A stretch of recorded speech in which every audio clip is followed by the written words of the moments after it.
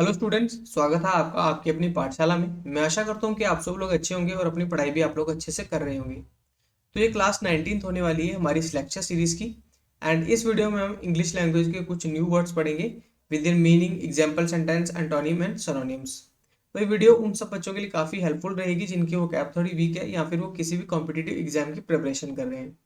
तो अगर आप इस चैनल पर नए हैं तो चैनल को सब्सक्राइब जरूर से कर लीजिएगा। एंड अगर आपको वीडियो अच्छी लगे तो वीडियो को लाइक जरूर से करें एंड अपने सब दोस्तों के साथ भी जरूर शेयर करें। एंड स्टूडेंट्स, अगर आपको इस क्लास का पीडीएफ चाहिए तो आप उसके लिए आप हमारा टेलीग्राम चैनल ज्वाइन कर सकते हैं। एंड अगर आपको इससे पहले की सब वीडियोस देखनी है तो उसके लिए आप यहाँ आई बटन में क्लिक करके हमारी प्लेलिस्ट चेक कर सकते हैं। इसमें आपको इससे पहले की सब वीडियोस देखने के लिए मिल जाएंगी। So the first word for today is abandon. ठीक है, abandon means to leave someone or something behind. ठीक है, अबेंडन का मतलब होता है किसी को अकेला छोड़ देना। ठीक है, किसी को पीछे छोड़ देना, किसी जगह को या किसी को जो है वो छोड़ देना। ठीक है, मतलब हमेशा के लिए। एग्जाम्पल इसकी देख लेंगे। After years of trying to save falling business, the investors finally decided to abandon it and focus on other ventures. ठीक है, सालों तक कोशिश करते रहने के बाद भी जब वो बिजनेस जो है वो स्टेबल नहीं हो पाया तो इन्वेस्टर ने फाइनली डिसाइड किया, जो इन्वेस्टर्स थे, ठीक है, उस बिजनेस में उन्होंने डिसाइड किया कि अब जो हम इस बिजनेस को छोड़ देंगे और जो हमारे दूसरे वेंचर्स, हमारे दूसरे बिजनेस है, उन पे फोकस करेंगे। सिनोनिम इसका होता है डेजर्ट या फिर फॉरसेक। एंड डेजर्ट का मतलब भी होता है अकेला छोड़ देना एंड फॉरसेक का मतलब भी होता है अकेला छोड़ देना। ठीक है, एंड एंटोनिम इसका होता है स्टे। ठीक है, स्टे यानी कि रहना या उसके साथ देना। ठीक है, and the next word is abbreviation. ठीक है, abbreviation refers to a shorten form of word or phrase. ठीक है, किसी वर्ड या फिर किसी फ्रेज का शॉर्ट फॉर्म जो होता है उसको हम एब्रीविएशन बोलते हैं। क्या बोलते हैं? एब्रीविएशन। एग्जाम्पल इसकी देख लेंगे। The acronym NASA stands for national aeronautics and space administration. ठीक है, एक्रोनिम क्या होता है? एक्रोनिम में क्या होता है कि हम जो कोई सेंटेंस या कोई फ्रेज या कोई वर्ड है ना, उसके हम सिर्फ फर्स्ट फर्स्ट लेटर्स लेते हैं। जैसे कि इस नासा में आप देखो NASA। ठीक है, और यहाँ पे हमने लिखा है नेशनल का एन लिया है हमने, एरोनॉटिक्स का ए लिया है, स्पेस का एस लिया है एंड एडमिनिस्ट्रेशन का ए लिया है। ठीक है, तो उससे बन गया हमारा नासा नासा। ठीक है, तो इसको हम बोलते हैं एक्रोनिम। ठीक है, सिनोनिम इसका होता है कॉन्ट्रैक्शन या फिर एक्रोनिम। कॉन्ट्रैक्शन होता है किसी वर्ड की छोटी फॉर्म, संक्षिप्त फॉर्म या फिर संकुचित फॉर्म। ठीक है, एंड एक्रोनिम जो मैंने अभी आपको समझा दिया। एंटोनिम इसका होता है फुल फॉर्म या फिर लॉन्ग फॉर्म। ठीक है, the next word is babble. ठीक है, babble refers to the sound of people talking quickly in a way that is difficult to understand. ठीक है, कुछ लोग इस तरह से बात कर रहे हैं, इतनी जल्दी जल्दी बात कर रहे हैं कि उनकी बात जो है समझना वो मुश्किल हो जा रही है, तो उसको हम बोलते हैं बैबल करना। ठीक है, बैबलिंग करना या बैबल करना। ठीक है, एग्जाम्पल देख लेंगे। The children's laughter fill the room as they babble about their day at the park. ठीक है, बच्चों की जो हंसी थी उसने जो वहाँ का अकेलापन था, फिल द रूम यानी कि उस पार्क में जो अकेलापन था, शांति थी, उसको क्या किया था? भर दिया था।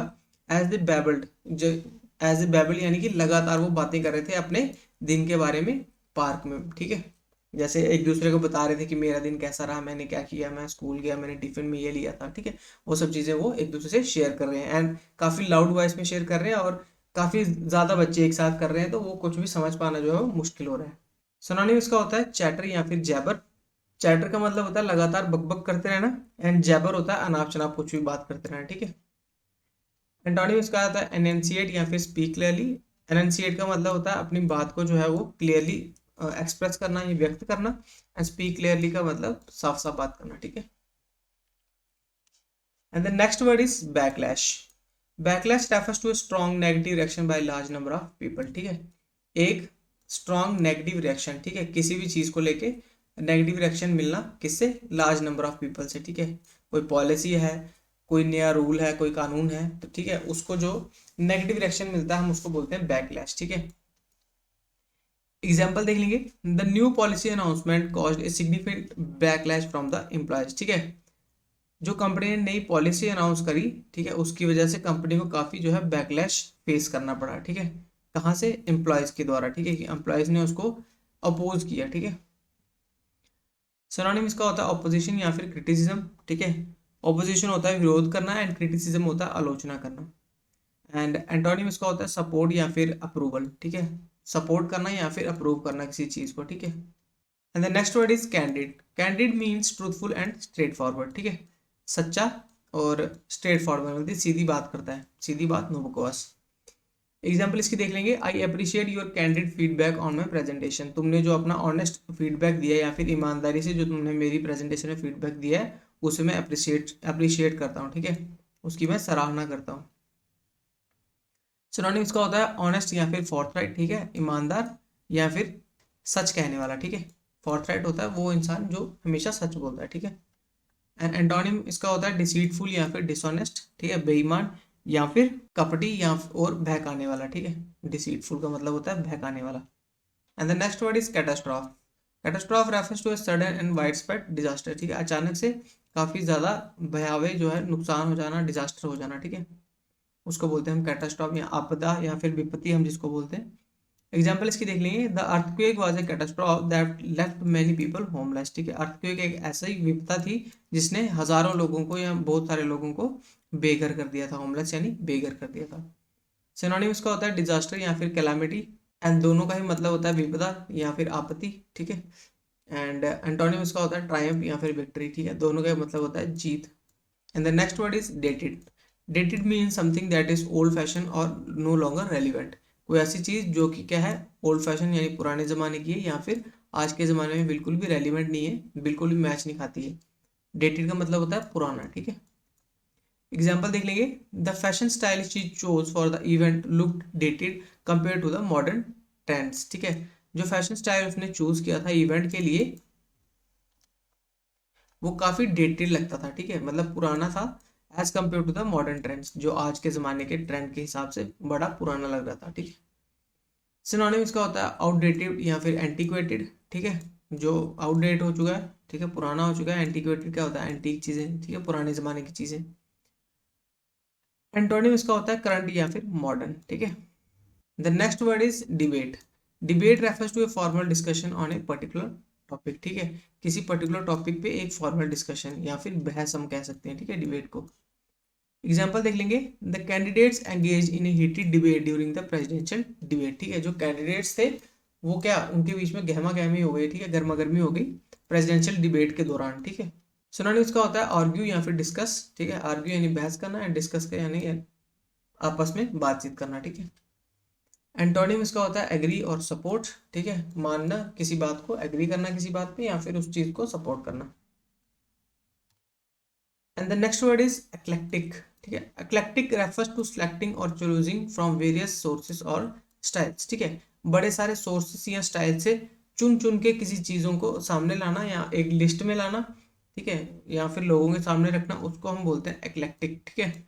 या फिर इक्लेक्टिक हम एक पर्सन को रेफर करने के लिए यूज करते हैं जो कि काफी अलग अलग चीजों में से चूज करके एक पर्टिकुलर टेस्ट के अकॉर्डिंग चीजें बनाता है, ठीक है। जैसे म्यूजिक में ही मान लो कि अलग सा टेस्ट है, वो अलग अलग गाने चूज करके एक लिस्ट बना लेता है, ठीक है। एग्जाम्पल इसकी देख लेंगे, her eclectic taste in music ranges from classical to hip hop, ठीक है, उसका जो टेस्ट है म्यूजिक में वो क्लासिकल से हिप हॉप तक जो है वो जाता है और उसने चुन चुन के उसमें से जो है गाने सेलेक्ट करे हुए हैं। सिनोनिम इसका होता है डाइवर्स या फिर वेरिड, ठीक है, डाइवर्स यानी कि विविध, ठीक है, और भिन्न गुणों वाला, एंड वेरिड यानी कि अलग अलग, ठीक है। एंड एंटोनिम इसका होता है लिमिटेड या फिर होमोजेनियस, ठीक है, लिमिटेड यानी कि सीमित एंड होमोजेनियस यानी कि एक समान। And the last word for today is earnest. Earnest refers to showing sincere and intense conviction or seriousness, ठीक है, सिंसियर यानी सच्ची एंड इंटेंस कन्विक्शन यानी दृढ़ विश्वास या फिर सीरियसनेस दिखाना, ठीक है, उसको हम बोलते हैं अर्नेस्ट। एग्जाम्पल इसकी देख लेंगे, the team's earnest efforts paid off when they won the championship. जो टीम के सच्चे या फिर गंभीर जो सीरियस एफर्ट्स थे उन्होंने पे ऑफ किया कब, जब वो चैंपियनशिप जीत गए, ठीक है, उसका फल उनको कब मिला, जब वो चैंपियनशिप जीत गए, ठीक है। सिनोनिम्स का होता है सीरियस या फिर जेन्युइन, ठीक है, गंभीर या फिर सच्चा या सही, ठीक है। एंड एंटोनिम्स का होता है फ्रिवुलस या फिर अनसीरियस, ठीक है, फ्रिवुलस यानी फर्जी या फिर जो गंभीर ना हो, एंड अनसीरियस भी अगंभीर, ठीक है, सीरियस होता है गंभीर एंड अनसीरियस होता है अगंभीर। तो स्टूडेंट्स ये थे आज के वर्ड्स। आई होप आपको वीडियो अच्छी लगी होगी। वीडियो अच्छी लगी हो तो वीडियो को लाइक जरूर से कर दीजिएगा एंड अपने सब दोस्तों के साथ भी जरूर शेयर कीजिए एंड इस चैनल को सब्सक्राइब भी जरूर से कीजिएगा। एंड अगर आपको इस क्लास का पीडीएफ चाहिए तो आप उसके लिए हमारा टेलीग्राम चैनल ज्वाइन कर सकते हैं एंड पहले की सब वीडियोस देखने के लिए आप यहाँ आई बटन पे क्लिक कर सकते हैं। तो students that's all for today's video. I will see you in the next one.